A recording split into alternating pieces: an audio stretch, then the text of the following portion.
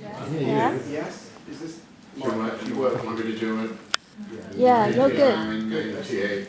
Good. Okay. Welcome everyone. There are unsung heroes and then there are unsung heroes. Tonight we're in the presence of a man who has a large claim to discreetly changing the course of transatlantic pop culture, who laid the foundations for punk rock through his close associations with the Velvet Underground, the MC5, the Stooges, and of course his beloved Ramones, whose debuted on an appearance exactly 40 years ago we're here to celebrate tonight. Jack Holtzman, founder of the label that was home not only to the MC5 and the Stooges, but to such bravely experimental albums as Nico's The Marble Index, described Danny Fields as the sand and the oyster around which you hope to grow a pearl. The authors of the definitive punk history Please Kill Me called him forever the coolest guy in the room. And Alice Cooper says that Danny was sort of the mayor of New York City. Arch scenester, unabashed groupie, and key catalyst, Danny Fields should be as rich as Croesus for the risks he's taken in his career and the passion he's shown for all manner of misfits, deviants, and game-changing fuck-ups. Instead of money, he'll have to settle for the homage we're paying him tonight, and for Danny Says, the terrific documentary that Brendan Toller has made of his life, a film that proves everything I've said thus far is, if anything, an understatement. So, ladies and gentlemen, once again, misfits, deviants, all of you here, please give a warm London welcome to the legendary Danny Fields.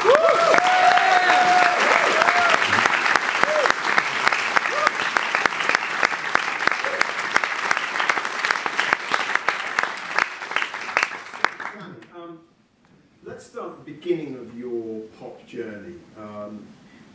How much did the whole Warhol / Factory / Max's Kansas City scene shape your understanding of pop culture, especially coming out of Harvard Law School? Shape. We shaped it. We all shaped together what there was in New York, and the misfits, as someone said before, misfits and deviants, who congregated in a bar on McDougal Street called the San Remo, and there was Andy and Ed Willoughby and poets and musicians and writers and wannabes. We were the YJS, the young Jewish set. We were looked on with some contempt and amusement, but everyone else became famous and wonderful. And then we all sort of moved to the factory, and having come from Harvard Law School was, there was a factory Harvard access, and I had a loft with a lot of room to people to sleep in. So people would come from Harvard and crash there, and then hang out at the factory because Andy Warhol liked rich, aristocratic, beautiful people. And that was, Harvard was the source of the above. There's no other place in America ever was, nor has ever been. Will ever be. Did we shape anything? The Velvet Underground was our house band. They wanted a band. It was everything but a priest and a jester. Although I come to think of it, something that people might have been labeled as such. But a band, why not? There was plenty of room. So come here and practice, and it was just natural. It was, they were generated by who we were, which was just a bunch of misfits and deviants, and fringes of art and literature and nothing else but knowing you're in New York. This is where a lot can happen. And Andy was the center of, I can't to this day know, and I don't think in my lifetime nor lifetimes to come will we know who he was and what he was, but it was some kind of magnetic field around him. because he needed to say nothing. You know, all those quotes attributed to him, he didn't really say. It's just he might as well have said everyone would be famous for 15 minutes.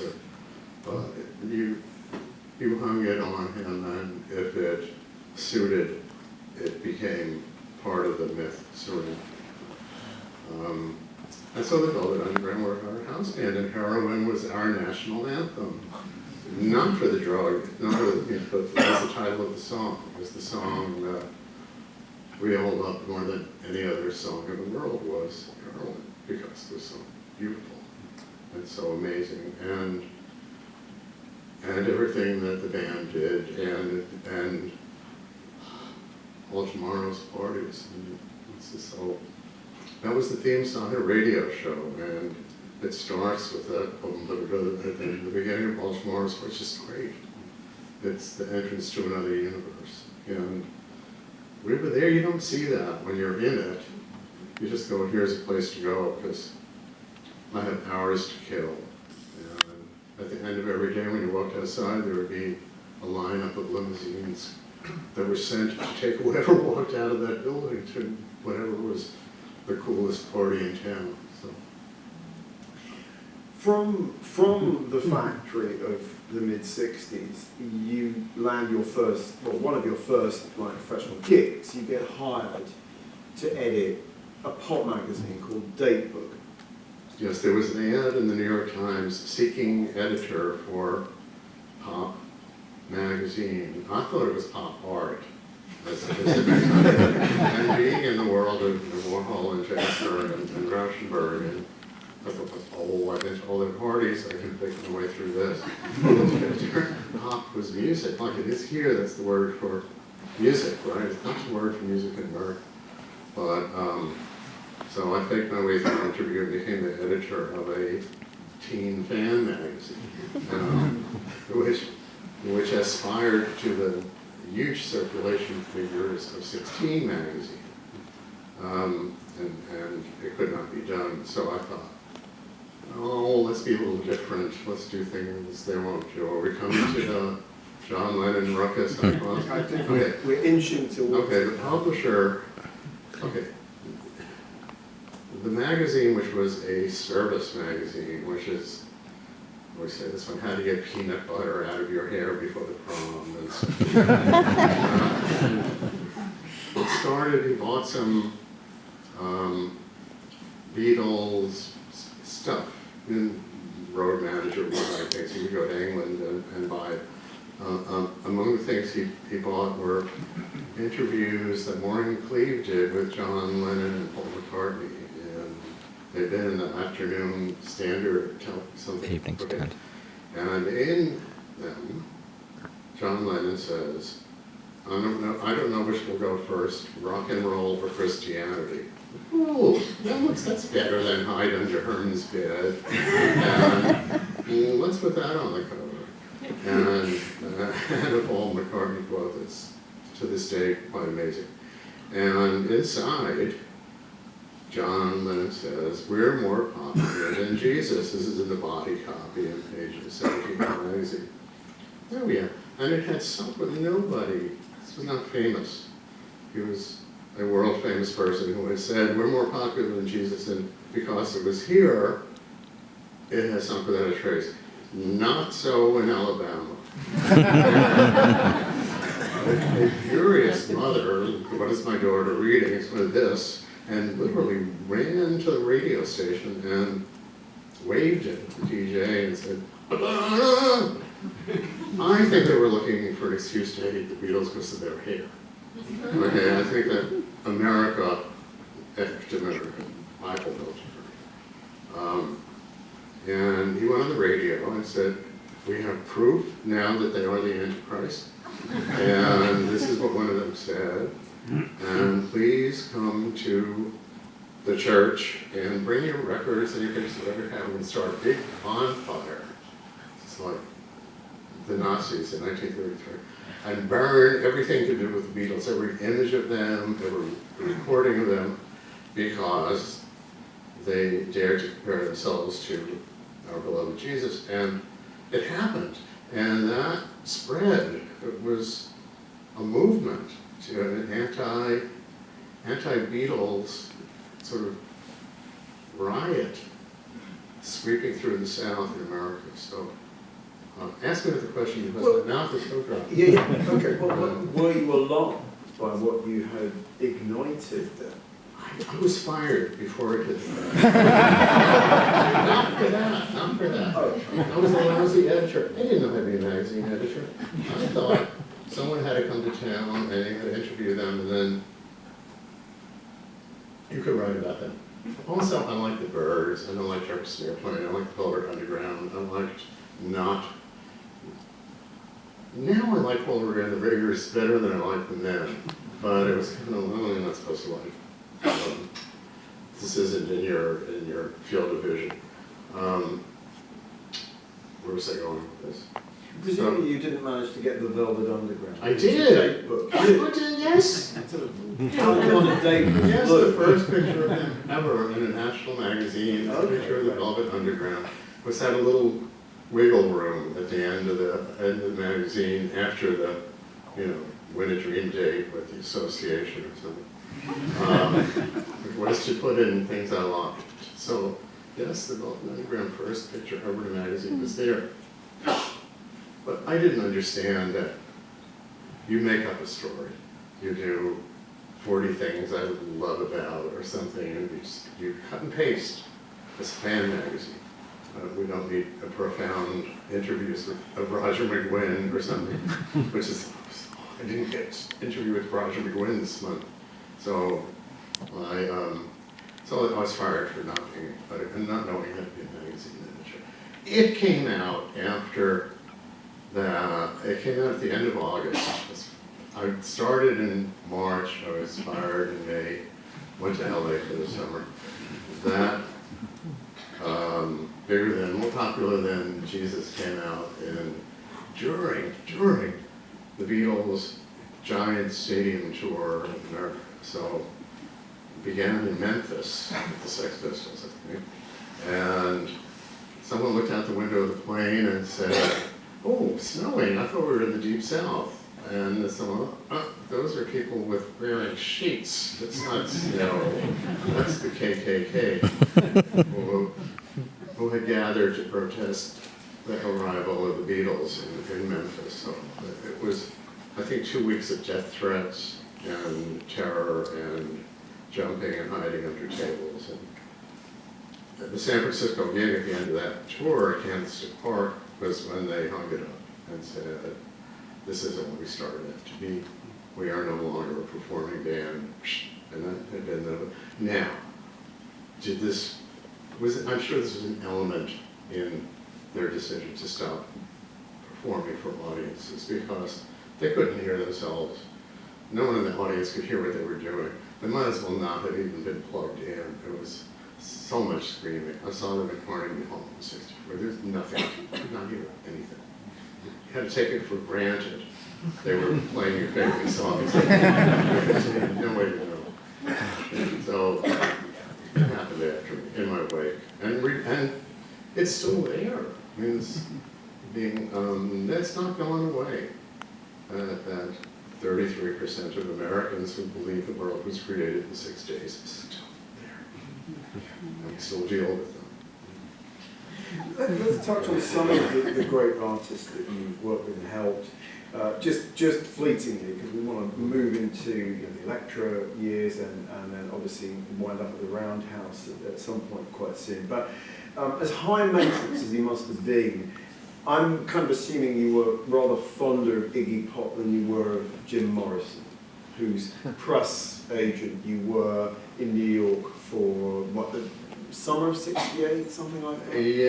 No, it was in the winter of '67. Winter of '67. So someone asked me to do me a favor, this little band I work for is coming to New York, will you get them some press? And it was the Doors. And I went to see them, and of course they were very good. And I called the record company the next day and said, "Oh, I'm a press agent for your band." And they, "Oh, we've never had a press agent come over." And I got hired to set up a publicity department there. And felt sort of a proprietary thing about the lead singer of this band, whose record had gone to #1, Light My Fire, and was remade. The company was a different company from that moment on. It was a rock and roll label, and had been sort of folky and world music. Okay, and I felt I should protect Jim Morrison because he's the bread and butter here. And then again, he got extremely drunk one night, and so I hid his car keys under the mat of his car so he couldn't drive away from where we all were in the Hollywood Hills and be killed and I'd be fired again. So, and he never forgave me. It was kind of like kidnapping because it's LA, and if you're stuck somewhere without a car, you are in fact kidnapped. So we hated each other, and he tried to have me fired, but the president said, you know, calm down. And then I got to hear the Stooges and the MC5 the same weekend in September of 1968. And I have to say, for all I am quoted as saying, I hate music. I hate the music business. I hate talking about music, but the MC5 said, oh, you should come and see our little baby brother band. They're called the Stooges, and they were playing at the student union at the University of Michigan, where I had gone. I think I wrote a bad check to get on a plane because I was a voted underground groupie, and I chased them to Ann Arbor, Michigan to see them perform in the same building. And I heard the music before I saw Iggy, and no one believes me when I say that, but please, just coming down the hall, I heard, must have been I Want to Be Your Dog or something. What is this? This is it. And then I saw him, and I've got to have him. I've got to have him. So the next morning on a phone call to New York, I signed MC5 and the Stooges to a major recording. You can't do that. You couldn't even do that a few years later, to Elektra. And yes, there was a big difference between my affection for Jim Morrison, who was an asshole. Janis Joplin called him the asshole. He knew who she was talking about. The other members of his band would wake up screaming that he was alive. Covered in sweat. We won't go into the Morrison picture, but yes, Iggy was great, they were great. The MC5 were big then. They were drawing thousands of people on weekends, and there was no, you didn't need to justify to the record company why we want to sign them, even though they were dabbling in sort of fishy left-wing politics, and they didn't really believe it. The Stooges they could not figure out why we signed this band. They were terrible from the point of view of people who work for record companies who have to get songs on the radio. This is horrible. This is, and what happened first? The MC5 got fired, I got fired, and the Stooges got fired. And when the 60th anniversary of Elektra 600, whatever, came up a few years ago, this was proudly on. This is, we brought you, now we're 60, and we brought you the Stooges and the MC5, and we fired them.